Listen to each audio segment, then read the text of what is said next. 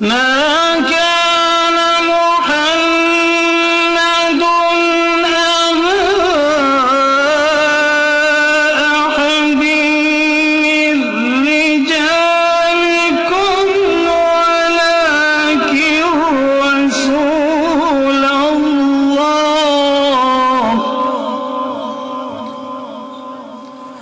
ولكن رسول الله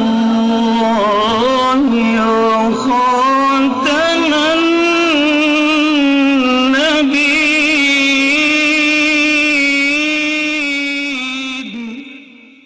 عزیز بھائی اور دوستو، آج کی جمعۃ المبارک کی اردو خطبے کا عنوان خدمت خلق اور نبی کریم صلی اللہ علیہ وسلم کی سیرت.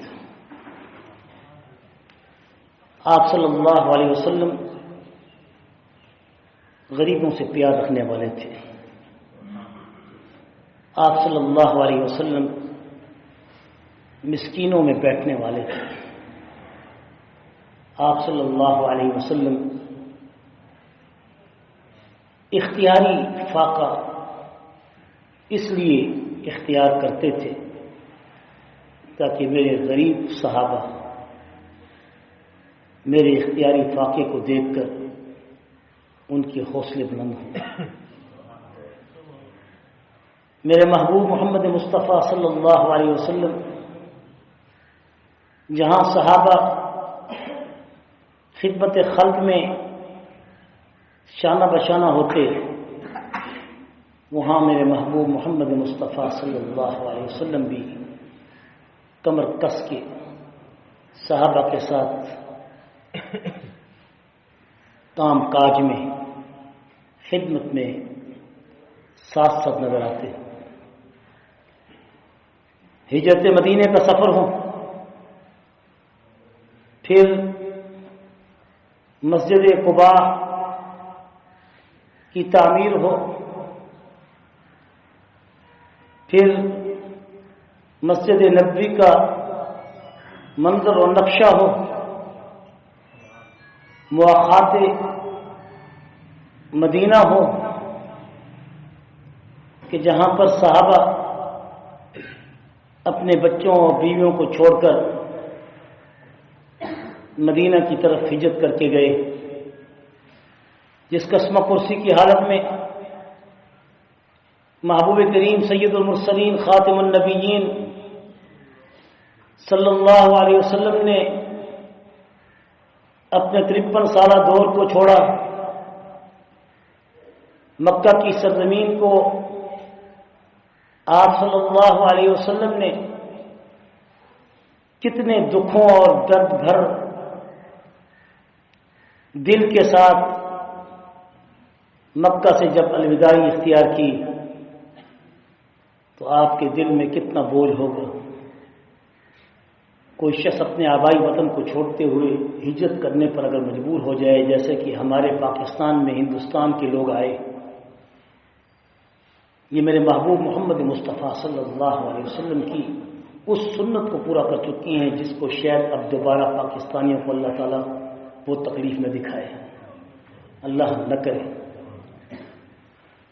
میرے بھائی اور دوستوں، یہ قربانیاں ہیں، یہ ساری خدمت خلق ہے. سب سے بڑی خدمت امت کی خاطر اپنے وطن کو چھوڑنا ہے، ہجرت کرنا ہے. وطن کی روکھی سوکھی کھا کر بھی انسان شاہانہ زندگی گزارتا ہے. وطن کی قدر کیجیے، ملک کی قدر کیجیے. یہ ملک، یہ وطن تھالی میں ہمیں رکھ کر نہیں دیا گیا. میرے بھائیوں، ان بھائیوں سے پوچھو جو ابھی بھی بزرگ ہیں، جو ابھی بھی زندگی گزار رہے ہیں، کہ جنہوں نے وطن پاکستان کو حاصل کرنے کے وقت کس بڑی خدمت کو امت کی خاطر اپنی قربانیاں پیش کرتے ہوئے پیش کیا. آج تو ہم کرتاپور کو ان کو تھالی کے اندر گرداسپور تک راستے کھول رہے ہیں. اللہ کرے ہمارے حکمرانوں کی نیت صاف ہو. اللہ کرے ہمارے حکمرانوں کو صرف اپنے دینی اور دنیاوی مفاد ہوں، کسی غیر ملکی اشاروں کے مفاد میں یہ کام نہ کر رہے ہوں۔ ان سے پوچھیے، جب ریلیں خون سے تر بتر ہو گئی تھی، چیتھڑے مسلمانوں کے وجود کے ریل سے نیچے ٹپکتے ہوئے لگاتے تھے، بھری ہوئی ریلیں خون سے لت پت پڑی تھی، کون تھے قتل کرنے والے؟ میں آج یہ سوال آپ پہ چھوڑتا ہوں، کون تھے قتل کرنے والے؟ کون تھے مسلمانوں کی نسل کشی کرنے والے؟ صرف ہندو تھے؟ جواب دیجیے۔ میرے بھائیوں اور دوستوں، ہم سب کو سوچنا چاہیے کہ ہم نے نبوی طریقہ اختیار کرنا ہے، خدمت خلق کا وہ نبوی طریقہ اختیار کرنا ہے جس میں حضرت صلی اللہ علیہ وسلم کی وہ خدمات ہیں جنہوں نے کافروں کو یہ کہنے پہ مجبور کیا۔ ابن دغنہ، ابن یاد کیا کرو لفظوں کو، ابن دغنہ یہ سردار قریش تھا، ابو جہل کا ہم پلا تھا، مگر حضور کی خدمت خلق کو وہ جانتا تھا۔ جس وقت آپ صلی اللہ علیہ وسلم ہجرت مدینہ کی قصد سفر کرنے کا ارادہ کر چکے تھے،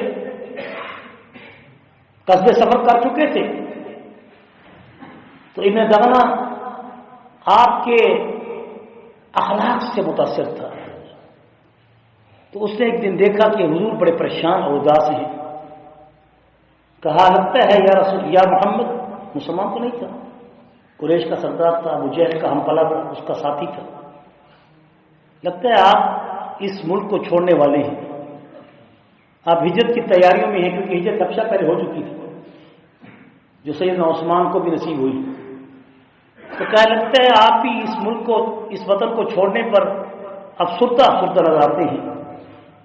کہا میرے دل میں بیت اللہ کی بڑی عظمت ہے، بیت اللہ کا بڑا پیار ہے، کعبۃ اللہ کی بڑی محبت ہے۔ کہا کیا چاہتے ہیں؟ کہا کتنی مدت سے مجھے بیت اللہ میں جانے کا موقع نہیں ملا، ابو جہل پیچھا کر رہا ہے، اس کی قوم میرا پیچھا کر رہی ہے۔ آپ نے ابن دغنہ نے جب یہ الفاظ سنے تو اس موقع پر اس نے یہ الفاظ کہے جو اماں خدیجہ الکبریٰ رضی اللہ تعالی عنہا نے اس موقع پر کہے تھے، جس موقع پر آپ صلی اللہ علیہ وسلم، جس وقت پہلی وحی کے بعد آپ پر وحی کا بوجھ ہوا، اور اس بوجھ میں آپ صلی اللہ علیہ وسلم پریشان حال ہو کر جب اماں خدیجہ الکبریٰ رضی اللہ عنہا کے پاس جب گھر میں داخل ہوتے ہی یہ کہنے لگے کہ زملونی زملونی، کہ مجھے چادر اوڑھیے، مجھے کمبل اوڑھیے، کیونکہ جس وقت انسان پر کوئی بوجھ ہوتا ہے یا خوف ہوتا ہے تو اپنے آپ کو سمیٹنے کی کوشش کرتا ہے، تو ایک طبی تقاضے کے تحت حضور اکرم صلی اللہ علیہ وسلم نے جب زملونی زملونی کے الفاظ کہے تو حضرت اماں خدیجہ الکبریٰ رضی اللہ تعالی عنہا نے جب آپ صلی اللہ علیہ وسلم کی یہ حالت دیکھی تو اس موقع پر آپ کے دل میں رحم پیدا ہوا، اور حضرت خدیجہ الکبریٰ رضی اللہ عنہا نے وہ کلمات جو ابن دغنہ نے کہے تھے اس موقع پر کہے کہ یا رسول اللہ صلی اللہ علیہ وسلم انک لتصل القلب۔ ابن دغنہ بھی یہی کہہ رہا ہے، اللہ تعالیٰ دکھا رہا ہے کہ کافر بھی آپ کی خدمت کا اقرار کرتا تھا۔ لوگوں، خدمت خلق سے اللہ کی ذات ملتی ہے۔ لیس البر ان تولوا وجوهکم قبل المشرق والمغرب ولكن البر من آمن بالله واليوم الآخر والملائكة والكتاب والنبيين وآتى المال على حبه ذوي القربى۔ بے شک ایمان شرط اول ہے، عبادت رب کی ہے، مگر یہ سب کچھ اگر کوئی عابد حاصل کر لیتا ہے کہ نمازیں پڑھتا ہے، روزے رکھتا ہے، حج کرتا ہے، زکوٰۃ دیتا ہے، زکوٰۃ بھی خدمت خلق میں ہے، اور اسی طرح اگر وہ عبادت صرف کرتا ہے اور خدمت خلق میں نہ وہ زکوٰۃ دیتا ہے، نہ مسکینوں کی مدد کرتا ہے، نہ یتیموں کی مدد کرتا ہے، نہ اپنے قرابت جو رشتہ دار ہیں، قریبی رشتہ دار ہیں، ان کی مشکلات کو نہ حل کرنے کی کوشش کرتا ہے، اور اسی طرح مساکین کی، اور اسی طرح مسافروں کی، اور اسی طرح راستے میں مانگنے والوں کی، اور اسی طرح قیدیوں کے چھڑانے کی، اگر اس کے اندر یہ خدمت کا جذبہ نہیں اور اپنے مال کو تجوریوں میں بھر بھر کے رکھتا ہے اور بینک بیلنس بنا بنا کر وہ اپنے آپ کو بڑا مالدار سمجھتا ہے اور غریبوں اور مسکینوں میں بیٹھنا پسند نہیں کرتا، غریبوں اور مسکینوں سے ہاتھ ملانا پسند نہیں کرتا، ان کی مشکلات کو سن کر ان کے ساتھ مدد نہیں کرتا، تو اس کی نماز بھی، ان کا روزہ بھی، اس کا حج بھی، یہ سارے کے سارے اس کے لیے کوئی باعث نجات نہیں۔ اگر باعث برکات ہیں اور باعث درجات ہیں تو اس کے لیے خدمت خلق اللہ تعالیٰ فرما رہے ہیں وَآتَ الْمَالَ عَلَىٰ حُبِّهِ ذَوِي الْقُرْبَىٰ، کہ اپنے مالوں میں سے اپنے قریبی رشتہ داروں کو دو جو مشکل میں ہیں، جو حاجت مند ہیں، جن کے بچے اور بچیاں قسمہ پرسی کی حالت میں اسکول اور کالج یونیورسٹیوں میں یا مدرسوں میں پڑھنے کی طاقت نہیں رکھتے، ان کی مدد کرو، ان کو بھی اپنے بچوں کی طرح ان کو بھی تعلیم دلواؤ، ان یتیموں کے سر پر ہاتھ رکھو، ان بیواؤں کے سر پہ ہاتھ رکھو۔ یہ میرے محبوب کا اسوہ ہے، میرے محبوب کی 53 سالہ زندگی، آپ صلی اللہ علیہ وسلم کی ابتدائی زندگی حلف الفضول ہو، حرب فجار ہو، بیت اللہ میں کعبۃ اللہ کے اندر حجر اسود کی تعیین ہو، کتنے واقعات ہیں جو قبل از نبوت، اگرچہ آپ نبوت کے انتخاب میں کائنات کے بننے سے بھی انا کنت نبیًا وآدم بین الماء والطین، میں تو اس وقت بھی نبی تھا جس وقت ابھی آدم مٹی اور پانی کے درمیان گارہ میں بنائے جا رہے تھے۔ میرے محبوب کو تو اللہ نے نبوت اس وقت عطا کر دی تھی، باوجود اس کے نبوت جو حتمی طور پر آپ کو امت میں اعلان نبوت کی خاطر ملی، وہ آپ کو 40 سال کی عمر میں ملی۔ 53 سال کا دور آپ صلی اللہ علیہ وسلم کا مکہ المکرمہ میں ساری خدمت ہی سے بھرپور ہے۔ یہی وجہ تھی کہ ابن دغنہ یہ کہتا ہے انک لتصل الکل، بے شک آپ تو لتصل الکل، مصیبت زدہ کے بوجھوں کو اٹھانے والے ہیں، جیسے اما خدیجہ الکبریٰ رضی اللہ عنہا نے کہا تھا کہ اللہ آپ کو ضائع نہیں کرے گا، آپ پر وحی کا بوجھ بہت بڑا بوجھ ہے، پہلی مرتبہ بوجھ جس کو پہاڑ اور زمین و آسمان نہیں اٹھا سکتے تھے، اللہ پاک نے میرے محبوب پر وہ بوجھ اتارا، وہ وحی کا بوجھ، اللہ کے اندر کا نکلا ہوا کلام، وہ جلالی کلام، اللہ نے محبوب کے سینے کو علم نشرح کا ایک زبردست نمونہ قرار دے کر آپ کے سینے میں اس کو بھر دیا۔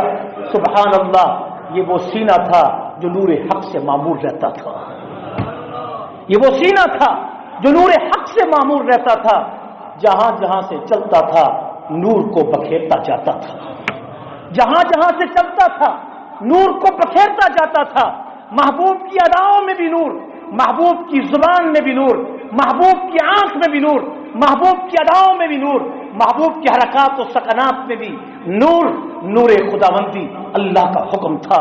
یہی وجہ تھی کہ آپ صلی اللہ علیہ وسلم کو وہ ابن دغنہ، وہ کفار مکہ کا سردار، یہ کہنے پہ مجبور ہوتا ہے کہ آپ تو مصیبت زدوں کی بوجھ اٹھانے والی ہیں، انک لتصل الکل وتقری الضیف، آپ تو مہمانوں کی میزبانی کرنے والے ہیں۔ آپ صلی اللہ علیہ وسلم مکہ المکرمہ میں کوئی مسافر بھٹکا ہوا آتا تو آپ اس سے پوچھتے کہ تم کیا کر رہے ہو، کہاں کیا کر بیٹھے ہو، کوئی ہے تمہارا؟ وہ کہتا میرا کوئی نہیں، تو آپ اس کو گھر پہ لے جاتے، کھانا کھلاتے۔ آپ صلی اللہ علیہ وسلم کی زندگی ایسی گزری ہے، مسجد میں کوئی مسافر آتا تو اس سے پوچھتے۔ آج تو کوئی مانگنے والا کسی کے قریب ہوتا ہے، اگر وہ مجبور ہے، پروفیشنل نہ ہو، تو ہم اس سے منہ ہی موڑ لیتے ہیں۔ اللہ تعالی ہم سب کو ہدایت نصیب فرمائے، اللہ تعالی ہمارے دلوں کے اندر خدمت خلق کا جذبہ پیدا کر دے۔ اللہ تبارک و تعالی ہمارے دلوں کے اندر غریبوں، مسکینوں، یتیموں، بیواؤں اور بے کسوں کی محبت پیدا کر دے، کیونکہ حضور علیہ الصلوۃ والسلام یہ دعا اکثر مانگا کرتے تھے، اللہم احیینی مسکینہ، کہہ دو اللہم، کہہ دو، سنت پر عمل ہو جائے گا، اللہم احیینی مسکینہ، اے اللہ مجھے سکون کے ساتھ مسکینوں میں زندگی گزارنے کی توفیق بخشتے ہوئے زندہ رکھ، میرے دل میں سکون پیدا کر دے، میرے دل کے اندر مسکینیت پیدا کر دے، میرے دل کے اندر سے حرص اور حسد اور حوث کو نکال دے۔ یہ امت کو خطاب ہے، حضور تو ان چیزوں سے پاک تھے۔ اللہم احیینی مسکینہ، مجھے سکون عطا کر، مجھے کفایت شعریہ عطا کر، میرے دل کے اندر حرص کو ختم کر۔ یہ امت کو پیغام ہے اس دعا کا کہ اس کو حاصل کرو تاکہ تمہیں غریبوں سے، مسکینوں سے پیار حاصل ہو۔ اللہم احیینی مسکینہ وامیتنی مسکینہ، اور اے اللہ مجھے موت بھی عطا کر تو مسکینوں میں عطا کر، واحشرنی فی زمرۃ المساکین، اور اے اللہ مجھے روز قیامت کھڑا بھی کر تو مسکینوں میں کھڑا کر۔ اس دعا کو میرے ساتھ دوہرا لو تاکہ روز قیامت اس دعا میں ہم بھی شریک ہو جائیں۔ اللہم احیینی مسکینہ وامیتنی، موت، مجھے موت بھی اس حال میں دے، مسکینہ، واحشرنی، اور حشر بھی کر یعنی قیامت کے دن، فی زمرۃ المساکین۔ آمین آمین آمین۔ حضور اکرم صلی اللہ علیہ وسلم کو وہ ابن دغنہ کہتا ہے، انک لتصل الکل، کہ آپ مسکینوں، غریبوں، بیواؤں، یتیموں کا بوجھ اٹھانے والے، ان کے گھروں کی خدمت کرنے والے، اور یہاں تک کہ آپ کو وہ کہنے لگا وتقر الضیف، آپ تو مہمانوں کی میزبانی کرنے والے، مسافروں کی میزبانی کرنے والے، وتعین علی نوائب الحق، اور جس کسی پر کوئی مصیبت اگر آتی ہے تو اس موقع پر اس کی اعانت اور مدد کرنے والے۔ آپ کو کون روک سکتا ہے بیت اللہ میں 2 رکعت بیت اللہ میں طواف کرنے سے؟ چلیے میرے ساتھ، میں بھی ابو جہل کے مقابلے کا سردار ہوں، باوجود اس کے کافر تھا مگر آپ کی خدمت خلق کا اقرار کرتا تھا۔ یہاں تک کہ حضور علیہ السلام کو لے کے چلا، جب بیت اللہ میں آیا اپنے تمام 70 سے زیادہ غلاموں کو اکٹھا کیا اور بیت اللہ کے ارد گرد یعنی وہ کھڑے ہو گئے۔ کیا خوب عجیب منظر ہوگا، کیا عجیب منظر ہوگا کہ بیت اللہ کے طواف کے وقت میرے محبوب کا کفار مکہ کے جمگٹھے میں جو منکر ہیں، جو آپ کو ہجرت میں مجبور کر رہے تھے، اس سے پہلے کا یہ واقعہ، یہاں تک کہ حضور صلی اللہ علیہ وسلم کعبۃ اللہ کا طواف کر رہے ہیں، خبر پہنچتی ہے ابو جہل تک۔ ابو جہل آگ بگولا ہو کر جب وہاں پہنچتا ہے تو آ کر ابن دغنہ کا وہاں جب دیکھتا ہے تو اس کا غصہ ٹھنڈا ہو جاتا ہے، کہا لگتا ہے ایسے ہے کہ اس محمد کو ابن دغنہ نے پناہ دے رکھی ہے۔ ابن دغنہ اس وقت ابو جہل کو کہتا ہے کہ میں نے پناہ دے رکھی ہے، تو اس کو کچھ نہیں کہہ سکتا، وہ اپنے منہ پھر واپس اپنے راستہ ہو جاتا ہے۔ یہ ہے خدمت خلق کا اقرار کہ والفضل ما شہدت بہ الاعداء، والفضل ما شہدت بہ الاعداء، کہ تم ایسی خدمت خلق کا جذبہ پیدا کرو کہ دشمن بھی تمہاری فضیلت کو پیش کرے، کہ دشمن بھی تمہاری فضیلت کا گواہ بن جائے۔ یہ حقیقت پیدا کرو۔ آج دشمنی اتنی، خدمت خلق اللہ کا حکم ہوتا ہے، زکوٰۃ دینے کا حکم ہے، یہ کوئی احسان نہیں، ہم اپنے مالوں کی پہلے زکوٰۃ پوری نہیں ادا کرتے۔ اگر آج یہ عمرہ طبقہ، یہ امیر طبقہ، یہ صاحب ثروت طبقہ، یہ اہل ثروت طبقہ اگر یہ صحیح معنی میں اپنی انویسٹمنٹ پہ لگائی ہوئی رقموں کی صحیح زکوٰۃ ادا کریں تو ان کے ارد گرد صرف ڈیفنس کی بات میں نہیں کر رہا، میں ڈیفنس سے بحث کی بات بھی کر رہا ہوں کہ وہ لوگ بھی موجود ہیں جن کے گھروں کو گرایا گیا اور آج وہ قصبہ پشتی کی حالت میں پڑے ہیں، جوان بیٹیاں بیٹھی ہیں، یہ فیس بک پہ آ رہا ہے، تمہاری T V, electronic media, current media دکھا رہا ہے، یہ آپ کا اوپن میڈیا دکھا رہا ہے کہ کیا وہ تصویریں آپ کو نظر نہیں آتی؟ حکمرانوں عقل کے ناخن لو، جن کے گھروں کو گرایا ہے ہم مطالبہ کرتے ہیں، ان کے گھروں کو تم نے پہلے فیصلہ کیا تھا کہ ان کو گھر بنا کر دیں گے، آج وہ کھلے چھت تلے زندگی گزارنے پہ مجبور ہیں۔ ایک ویڈیو چلی ہے جس کو دیکھ کر ہر آنکھ اشبار ہو رہی ہے، ہم یہ پیغام ان تک پہنچانا چاہتے ہیں۔ اس طرح کی سینکڑوں اور بھی واقعات ہیں کہ جس میں کھلے چھت تلے، کھلے آسمان تلے وہ بچیاں جوان اور ان کے لیٹرینوں کا انتظام بھی نہیں، جہاں پر ان کی مائیں کوئی کینسر کی مریض ہیں، کوئی کیا ہے، اس حال میں وہ کھلے چھتوں تلے، کھلے یعنی آسمان تلے بغیر چھتوں کے وہ زندگی گزارنے پہ مجبور ہیں۔ ابھی وقت ٹھنڈ کا آ رہا ہے، وہ کیسے اپنی زندگی گزارے گی اگر ہمارے دل میں اتنی بھی محبت ان کے لیے پیدا نہ ہو کہ ہم اپنی آواز بھی ان تک نہ پہنچا سکیں؟ تو روز قیامت اللہ تعالیٰ سب کو ایک ہی ہانکتے ہوئے جہنم کا منہ دکھا سکتے ہیں۔ ڈرو اللہ سے، اس پیشی سے جس وقت یہ غریب، یہ مسکین، جن کا کوئی نہیں اور کوئی سننے والا نہیں، یہ ہمارے گریبانوں کو پکڑ کر کہیں ہمیں جنت واجب ہونے کی بجائے جہنم کا منہ نہ دکھا دیں۔ استغفار کیجیے، توبہ کیجیے اور بتائیے ان لوگوں کو اور ان کو سمجھائیے جو اہل اقتدار طبقہ ہے، جو اہل مقتدر طبقہ ہے، جن کے پاس عہدے ہیں، جن کے پاس عہدے ہیں، ان کو چاہیے کہ وہ بولیں اور امت محمد صلی اللہ علیہ وسلم کو بیدار کریں۔ میرے بھائی اور دوستو، یہ وہ ہے محبوب کریم محمد مصطفیٰ کا اسوہ جو صرف اپنے جینے کی زندگی نہیں سکھاتا، جو صرف اپنے جینے کی طرز طریقے نہیں سکھاتا، زندگی وہ ہے جو دوسروں کے لیے لاہ عمل بن سکے، زندگی وہ ہے جو دوسروں کے لیے خدمت کا جذبہ پیدا کر سکے، زندگی وہ ہے جو صرف اپنے لیے تو کچھ بھی کر سکتی ہے مگر دوسروں کے لیے بھی اپنی محنت کو پیش کر سکے۔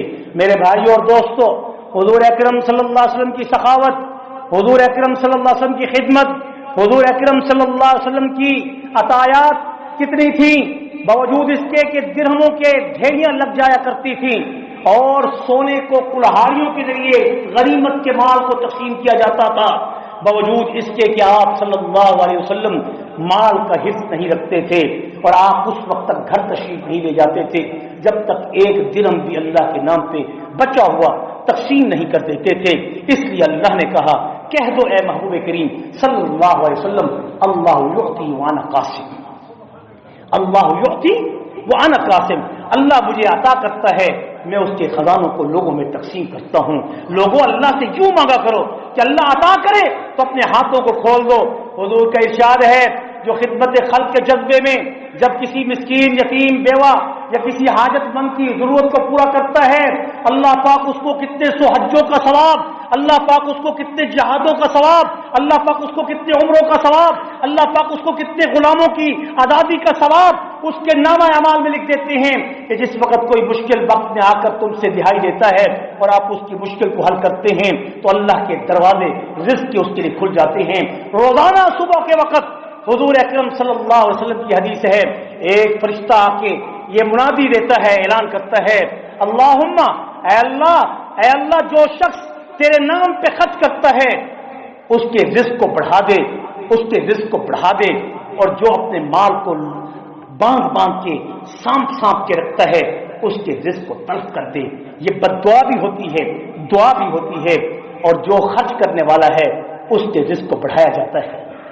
ایک واقعہ، طے قبیلے میں حاتم طائی، بہت ہی مشہور و معروف سخی کہ جس کے پاس سائل ایک دروازے سے داخل ہوتا ہے تو دوسرا دروازہ اس کا بھی اس کے لیے کھلا رہتا ہے۔ اگر وہ سائل حاجت مند ہو کر ایک دروازے سے کچھ لے کے جاتا اور اس کی ضرورت ابھی پوری نہ ہوتی تو دوسرے دروازے سے بھی اس کو آنے کی اجازت ہوتی، باوجود اس کو جاننے کے اس کو روکا نہیں جاتا۔ بعض علماء نے اس کی تحقیق کی ہے، بڑے مشہور و معروف یہاں کے آپ کے لاہور کے ایک عالم گزرے ہیں، ہمارے استاد بھی تھے،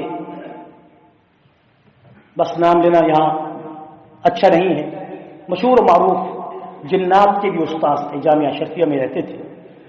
وہ تحقیق وہ بتاتے ہیں، ان کی تحقیق ہے، بڑی مستند عالم تھے کہ حاتم طائی کو اللہ تعالیٰ نے اس خدمت کے سلے ایمان کی دولت نصیب کر دی تھی۔ جس وقت قبیلہ طے، یہ طائی اس لیے کہتے تھے، اس کو طے کے علاقے میں رہتے تھے، جب وہاں پر چڑھائی کی اور عدی بن حاتم جو حاتم طائی کا بیٹا تھا یہ اس وقت بھاگ گیا تھا شام کی طرف، اور عدی بن حاتم کی بہن اس موقع پر پکڑی گئی، سارے مال کی مالک تھی، خزانوں کی مالک تھی، اور اس موقع پر یہ سارا واقعہ بڑا تفصیل سے ہے، جس وقت رسول اللہ صلی اللہ علیہ وسلم نے حاتم طائی کی اس بیٹی کے سر کو ننگی حالت میں پایا، جس وقت اس کو مدینہ میں لایا گیا آج تو ننگی عورتوں کو دیکھتے ہوئے بھی آنکھ بھرتے ہوئے شرم نہیں آتی. کیوں نہ کہوں ممبر پر بیٹھ کے, کیوں نہ کہوں میرے محبوب کی سنت کو کون اپنا رہا ہے؟ عشق کے دعوے کرنے والے, آنکھوں کو ناپاک کرنے والے, دل کو میلا کرنے والے, کیا منہ دکھائیں گے اپنے حبیب محمد مصطفیٰ کو؟ کیا وہ بیٹیاں میرے محبوب کی شفاعت کی مستحق ہوں گی؟ کیا وہ بہنیں جو برہنہ رہتی ہیں اور امت کو بے حیائی کی طرف لے چلتی ہیں, کیا وہ رسول اللہ کی شفاعت کی مستحق ہوں گی؟ ہوں گی. لیکن خدا را خوف تو کھا لیں, ڈر تو لیں, اپنے گناہ کو گناہ تو سمجھیں. یہ تو نہیں کہ ہاں پردہ نہیں تو پھر سارے کے سارے بے پرد ہو کے رہیں. ہاں بے پردہ کی گناہ عظیم ہیں, لیکن خدا را اگر تمہاری بیٹیاں بہنیں اگر کہنا نہیں مانتی, یونیورسٹیوں اسکولوں کالجوں میں انہوں نے اودم مچا رکھا ہے, تو اس کا یہ مقصد نہیں کہ آپ آنکھیں بند کر لیں. کم سے کم درجہ یہ ہے کہ اگر روک نہیں سکتے تو دل کے اندر تو نفرت کریں میرے بھائیوں. اگر ان کے سر پر چادر دوپٹہ نہیں ڈال سکتے تو اپنی آنکھوں کو تو قرآن کے ارشاد کے مطابق جھکا لیں.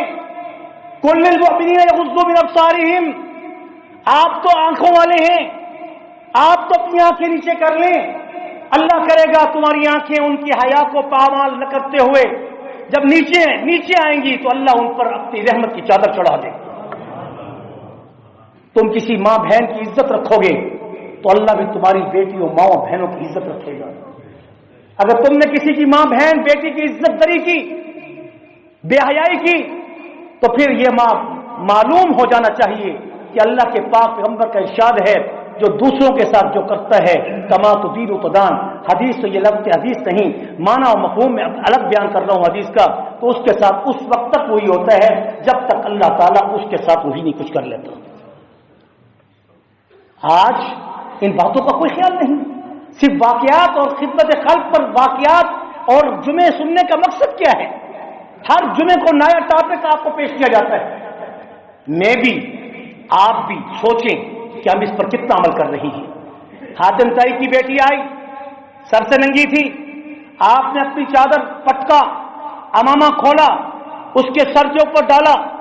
صحابہ نے کہا یا رسول اللہ یہ عیسائی ہے, یہ کافرہ عورت ہے, آپ کی نبوت کی یہ شال ہے جو بہت عظیم و بلند ہے, جس کو صحابہ مانگا کرتے تھے اپنا کفن بنانے کے لیے, آپ ان کو دیا کرتے تھے, آپ اس کو دے رہے ہیں, اس کے سر پہ رکھ رہی ہیں, یہ تو نبوت کی توہین ہو رہی ہے.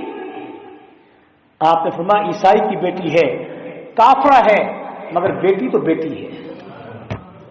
آج ہے کوئی بیٹی کو بیٹی سمجھنے والا؟ اپنی بیٹیوں کے ساتھ بھی آج بے حیائی کرتے ہیں.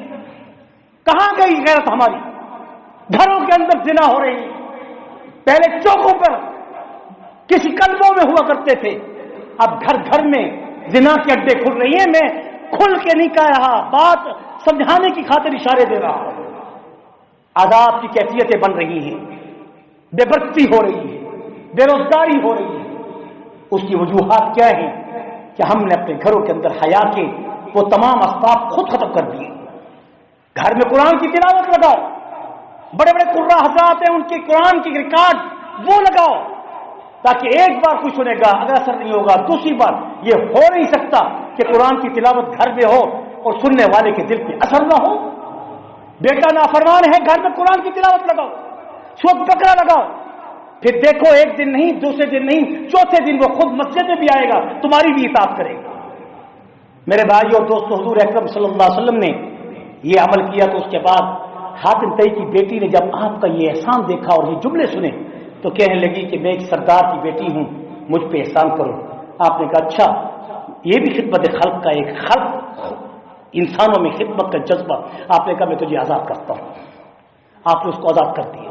اسے جب دیکھا کہ احسان اتنا بڑا کر دیا کہ جہاں فارس اور روم کے جو خزانے تھے مسلمان اپنے ہاتھوں سے سمیٹ کے تقسیم کر رہے تھے, یہاں حال یہ ہوا کہ حاتم تائی کی بیٹی دیکھ رہی ہے کہ آپ نے مجھے آزاد بھی کر دیا. فوراً سوال کیا, صرف آزاد تو کیا ہے, اب مجھے سواری کا انتظام بھی کر کے دو. آپ نے سواری کا انتظام بھی کر دیا. کہا سواری کا انتظام بھی کر دیا ہے, اب راستے میں خدمت کے لیے غلام بھی دو. آپ نے غلام بھی دے دیا. پھر کہا کہ غلام تو دے دیا ہے, اب راستہ دکھانے کے لیے کوئی ایک اور غلام بھی بھیج دو.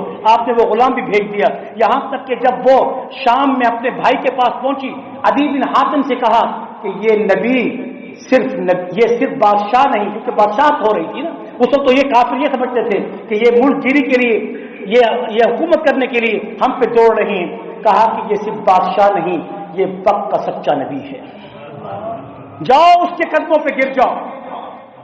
عدی بن حاتم تائی کا بیٹا اپنی بہن کے کہنے پر حضور کی خدمت میں جب حاضر ہوتا ہے اور آ کر حضور اکرم صلی اللہ علیہ وسلم کے ہاتھوں میں ہاتھ ملاتا ہے, اور ہاتھ ملاتے ہوئے حضور اس کو پھر اپنے گھر میں اس کی خدمت کے لیے اس کو گھر میں لے جاتے ہیں.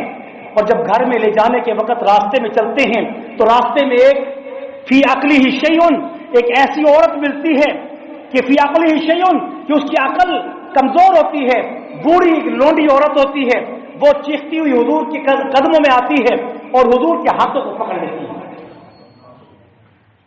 حضور تنگ نہیں ہوا کرتے تھے, آج تو منہ موڑ لیتی ہیں. حضور تنگ نہیں ہوا کرتے تھے غریبوں کو دیکھ کے.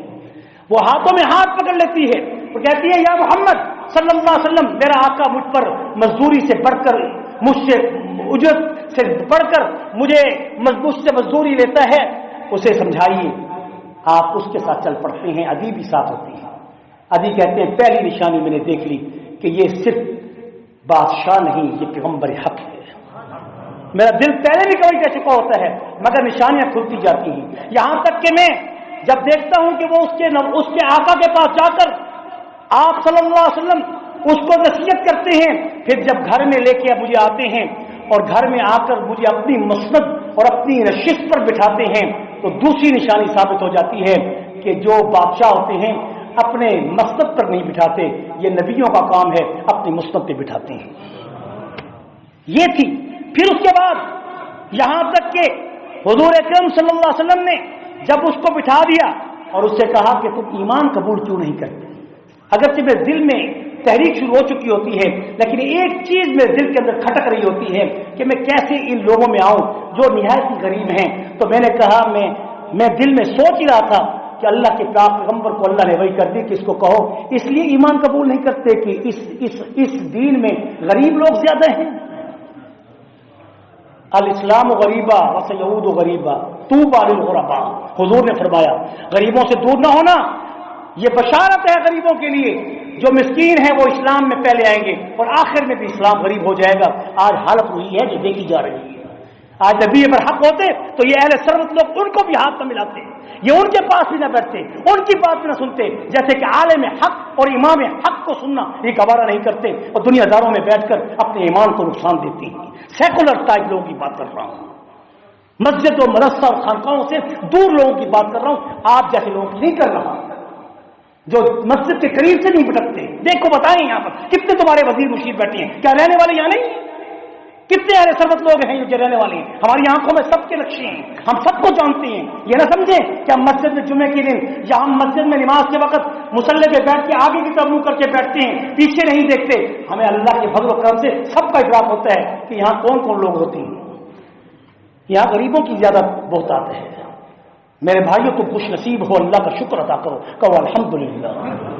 تو حضور اکرم صلی اللہ علیہ وسلم اسے کہتے ہیں سن عدی بن حاتم تو اس لیے اسلام قبول نہیں کرتا, ایک وقت آئے گا کہ جس وقت یہ پیشنگوئی حضور نے دی کہ روم روج اور فارس کے خزانے مسلمانوں کے ہاتھوں میں ایسے تقسیم ہوں گے جیسے خیراتیں تقسیم ہوتی ہیں. اور اس قدر کہ دوسری نشانی کہ عراق کے بصرہ, جو ایک بغداد کا علاقہ ہے, ایک عراق کا بصرہ ہے, وہ بصرہ ہے, یہ بصرہ ہے. بصرہ سے ایک عورت چلے گی اور وہ زیورات سے لدی ہوئی ہوگی اور کوئی اس کو میری آنکھ سے نہیں دیکھ سکے گا, اور وہ بیت اللہ کا طواف کر کے پھر چلے گی. حضور نے یہ فرمایا تو عدی بن حاتم نے کہا ہمارے علاقے طے کے تو بہت بڑے بڑے ڈاکو ہیں, وہ اس وقت کہاں ہوں گے؟ آپ نے فرمایا کہ اس وقت وہ سارے توبہ طیب ہو جائیں گے اور امن قائم ہو چکا ہوگا.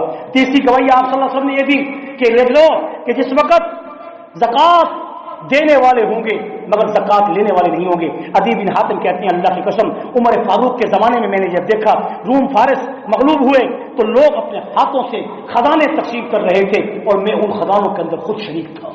دوسری نشانی میں نے دیکھی کہ حج کے موقع پر ایک عورت کو دیکھا جو زیورات سے لدی ہوئی ہے۔ میں نے اپنی آنکھوں سے دیکھا کہ حضور صلی اللہ علیہ وسلم کی وہ بشارت سچی ثابت ہوئی کہ وہ بصرہ سے پیدل چل کے یا اپنے سواری پہ چل کے وہ یہاں پر پہنچی تھی اور اس حال میں اس کو کسی میری آنکھ نے دیکھا تک نہیں۔ تیسری بات میں نے اپنی آنکھوں سے عمر بن عبدالعزیز کے زمانے میں دیکھی کہ زکوٰۃ دینے والے تھے، مگر عمر بن عبدالعزیز کی عدالت اور شرافت اور طہارت اور حکمرانی کی پاکی نے امت میں اتنا مال پھیلا دیا تھا کہ جس سے کوئی زکوٰۃ لینے والا نظر نہیں آتا تھا۔ اللہ تعالیٰ سے دعا ہے اللہ تعالیٰ ہم سب کو اسوہ نبی کی خدمت میں جوڑ کر امت محمد کی خدمت کے لیے قبول